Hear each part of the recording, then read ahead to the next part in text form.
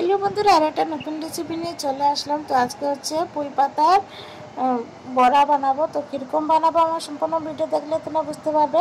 তো প্রতিবেশী বানিয়ে লাগিয়েছিল পুঁই পাতা, তো নিচের হাতে লাগিয়েছে বলে সবাইকে কাটিয়ে দিয়েছে। তো দেখো নিচে হাতে তুলে দিচ্ছে। পুঁই পাতাগুলো এত সুন্দর, একদম নরম কচি, বেশ সুন্দর কিন্তু হয়েছিল রান্নাটা। কি বলবো বন্ধুরা, তোমার বাড়িতে একবার হলেও পুঁই পাতার বড়া বানিয়ে খেতে পারো একদম সহজভাবে।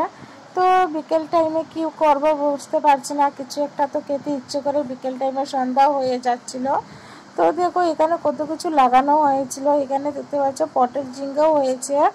তো রৌদ্রটা প্রচুর হয়েছিল, তার জন্য কিন্তু মরে যাচ্ছিল, গাছগুলো একদম শুকিয়ে গেছিল। তারপর তো অনেকগুলো পাতা আমাকে তুলে দিয়েছে।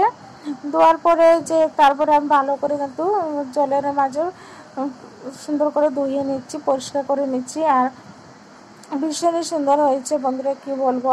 তো যাই হোক, এদিকে তো আমার সম্পূর্ণ সুন্দর করে আমি ধুয়ে নিয়েছি। তারপর দেখো একটা মিক্সিতে আমি নিয়ে নিয়েছি এখানে 3 চামচের মতো পোস্ত, তারপর দিয়েছি সাদা সর্ষে, কালো সর্ষে 1 চামচ দিয়েছি। তারপরে দিয়েছি এখানে নারকেল, আর 4টা থেকে 5টা দিয়েছি কাঁচা লঙ্কা। যেগুলো আমি পেস্ট করে নিলাম, ভীষণ সুন্দর হয়েছিল। তারপরে আমি এখানে দেখো নিয়েছি 2 চামচের মতো বেসন। তারপরে নিয়েছি এখানে চালের গুঁড়ো, দিয়ে দিয়েছি কালো জিরে, দিয়ে দিয়েছি হলুদের গুঁড়ো, লঙ্কা গুঁড়ো, স্বাদ মতো লবণ। ভালো করে সব কিছু মিক্সড করে নিব। তো আমার ভালো করে কিন্তু মিক্সড করা হয়ে গেছে। এবার আমি অল্প অল্প জল দিয়ে একদম বেটারটা আমি বানিয়ে নিব। তো অল্প অল্প জল দিয়ে কিন্তু আমি বানাবো, একসাথে জল দিয়ে আমি বানাবো না, অল্প অল্প জল দিয়ে। তো দেখো আমার কত সুন্দর করে আমার কিন্তু বেটারটা একদম রেডি হয়ে গেছে। দেখতেই পাচ্ছ কত ঘন হয়েছে, আর অত ঘন হয়নি, অত পাতলা হয়নি, একদম মিডিয়ামভাবে আমি রেখেছি।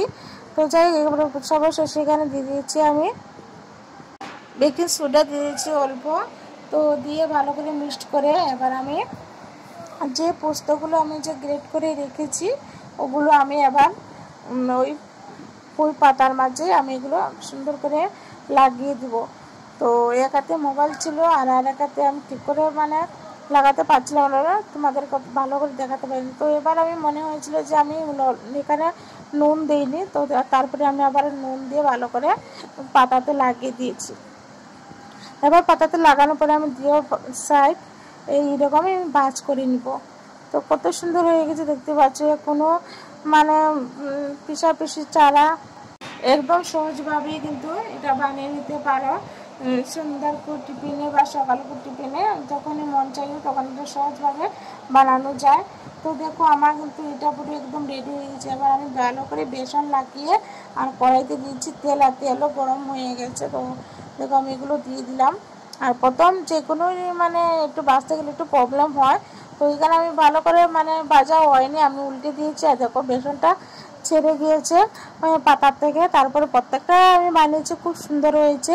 আর গরম গরম পকোড়াগুলো খেতে তো হেভি লেগেছে, যেহেতু আমি চালের গুঁড়ো দিয়েছি, একদম মচমচে, একদম সুন্দর হয়েছে, খেতেও দারুণ হয়েছিল। তো প্রতিবেশীকেও দিলাম, প্রতিবেশীও খেয়ে বলছে অনেক ভালো হয়েছে, ভীষণই স্বাদের হয়েছে। বন্ধুরা ভিডিওটা ভালো লাগলে লাইক শেয়ার করে দিবে। Tata, bye bye.